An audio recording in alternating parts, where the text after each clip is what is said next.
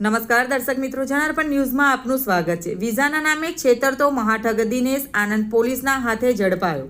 છેલ્લા 12 વર્ષથી વિઝાની ઓફિસ કરી કરોડોનું ફૂલીકું ફેરવનાર દિનેશ પટેલને પોલીસે એમપીથી દબોચ્યો। દિનેશ આનંદ વિદ્યાનગર રોડ પર ઓફિસ ખોલી અનેક લોકોને લગાવ્યો હતો ચૂનો।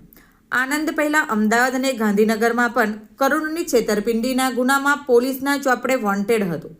ઓફિસમાં ભાગીદારી રાખીને છેતરપિંડી કરી ગાયબ થઈ જતો હતો।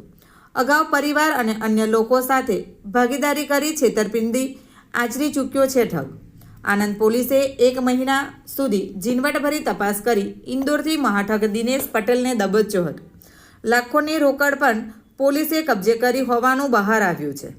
આનંદમાં પોલીસ ફરિયાદો બાદ ગાયબ થઈ જતો હતો દિનેશ। Bureau report, જનાર્પણ news. આવા જ નવા સમાચાર જોવા માટે જોડાઈને રહો જનાર્પણ ન્યૂઝ સાથે।